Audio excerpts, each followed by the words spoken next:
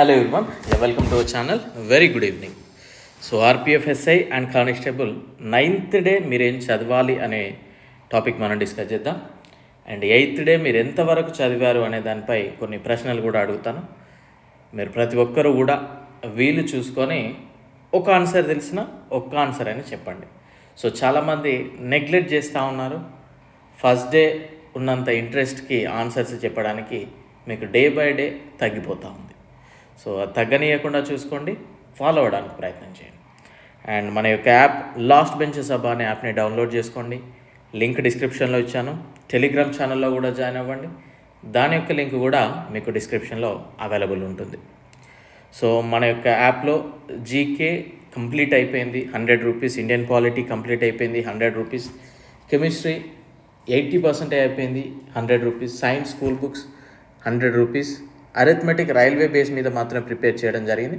ఇంకా కొన్ని topics add చేయాలి, నేను చేస్తూ ఉన్నాను రికార్డ్, బట్ అప్లోడ్ చేస్తాను త్వరలోనే, రీజనింగ్ అయిపోయాక.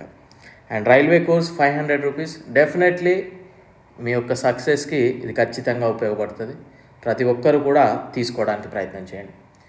RPF, NTPC, group D, railway syllabus completely same except technician grade 1 తప్పించి, ఓకేనా. సో ఎందుకంటే దాంట్లో కొద్దిగా అదర్ ఇన్వాల్వ్ అవుతూ ఉంటుంది. సో ప్రతి ఒక్కరు తప్పకుండా తీసుకోవడానికి ప్రయత్నం చేయండి. అండ్ మనం 8th డే మిమ్మల్ని చదవమని చెప్పిన టాపిక్స్ బోర్డ్స్ అండ్ స్ట్రీమ్స్లో సగభాగం చదవమని చెప్పాను. అండ్ క్లాక్స్ మనం 7th డే 8th డే తోటి కంప్లీట్ అయిపోయింది.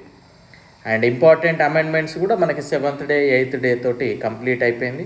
అంటే అమెండ్మెంట్స్ అంటే సవరణలు.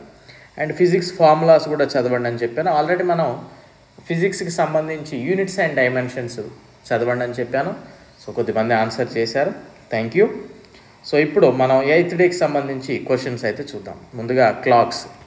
ఫస్ట్ క్వశ్చన్, నిమిషాల ముళ్ళు ఒకసారి చుట్టూ తిరిగి రావడానికి ఎంత సమయం పడుతుంది? నిమిషాల ముళ్ళు ఉంటుంది కదండి, మినిట్ హ్యాండ్, అది ఒకసారి కంప్లీట్గా రొటేట్ అవ్వడానికి ఎంత సమయం పడుతుంది? సెకండ్ క్వశ్చన్, గంటల ముళ్ళు ప్రతి నిమిషానికి ఎన్ని డిగ్రీలు తిరుగును? గంటల ముళ్ళు ఒక 1 మినిట్కి ఆ చిన్న ముళ్ళు ఏదైతే ఉందో అది ఎన్ని డిగ్రీలు కదులుతుంది?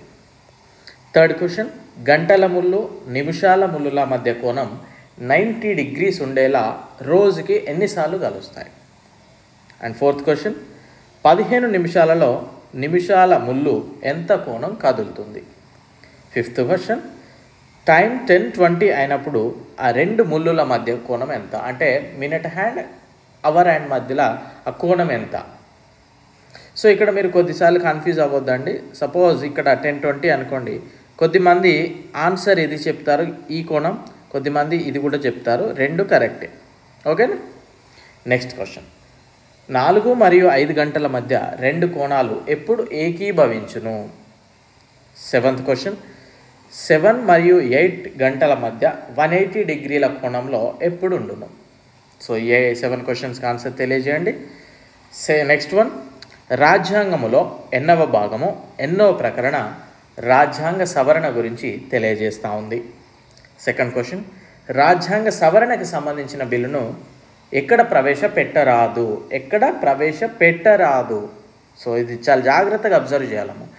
మనకి వచ్చిన క్వశ్చన్స్కి ఆన్సర్స్ తెలిసినప్పటికీ మనం కొన్నిసార్లు కన్ఫ్యూజ్ అయ్యి ఫాస్ట్గా పెట్టేస్తూ ఉంటాం, రాంగ్ అయిపోతుంది. ఇక్కడ ఎక్కడ ప్రవేశపెట్టరాదు అన్నాడు, ఎక్కడ ప్రవేశపెట్టొచ్చు అనలేదు. సో ఓకేనా. నెక్స్ట్ క్వశ్చన్, రాజ్యాంగ సవరణకి సంబంధించిన బిల్లును రాష్ట్రపతి ఆమోదించకుండా ఉండవచ్చా, రిజెక్ట్ చేయవచ్చా, వ్యతిరేకించవచ్చా? ఫోర్త్ క్వశ్చన్, 21st అమెండ్మెంట్ దేనికి సంబంధించినది?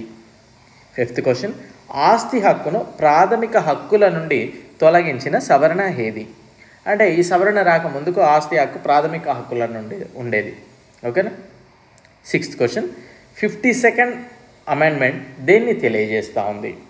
101 అమెండ్మెంట్ దేనికి సంబంధించినది? ఈ 7 క్వశ్చన్స్ కూడా తెలియజేయండి. అండ్ సాపేక్ష సాంద్రత, రిలేటివ్ డెన్సిటీ ఫార్ములా ఏంటి? ఘనపరిమాణం ఫార్ములా ఏంటి? ద్రవ్య వేగం ఫార్ములా ఏంటి? వీటన్నిటికీ మనం 7, 14 + 3 17 క్వశ్చన్స్కి ఆన్సర్స్ తెలియజేయండి. దయచేసి మళ్ళీ చెప్తా ఉన్నాను, ఈ వీడియో చేయడం వల్ల నాకు వచ్చేదానికంటే మీకు డెఫినెట్లీ మీకు ఎక్కువగా ఉపయోగపడుతుంది. సో దాన్ని ఉపయోగించుకోండి, ఆన్సర్స్ తెలియజేయడానికి ప్రయత్నం చేయండి. సో మీరు ఫస్ట్ డే ఉన్నంత ఇంట్రెస్ట్గా ఉండడానికి ప్రయత్నం చేయండి. ఏ రోజుది ఆ రోజు కంప్లీట్ చేయండి. డెఫినెట్లీ మీరు సక్సెస్కి ఈ విధంగా ప్రిపేర్ అవుతే మీ సక్సెస్కి చాలా దగ్గర అవుతున్నట్లు. ఓకేనా? సో కంప్లీట్లీ మనవే చదవమని చెప్పాను నేను, బట్ ఇవి చదవండి, ఏ బుక్స్ చదివినా పర్లేదు. బట్ ఈ విధంగా మనం ఈరోజు ఇవి కంప్లీట్ చేసామంటే అది ఒక సాటిస్ఫాక్షన్ ఉంటుంది.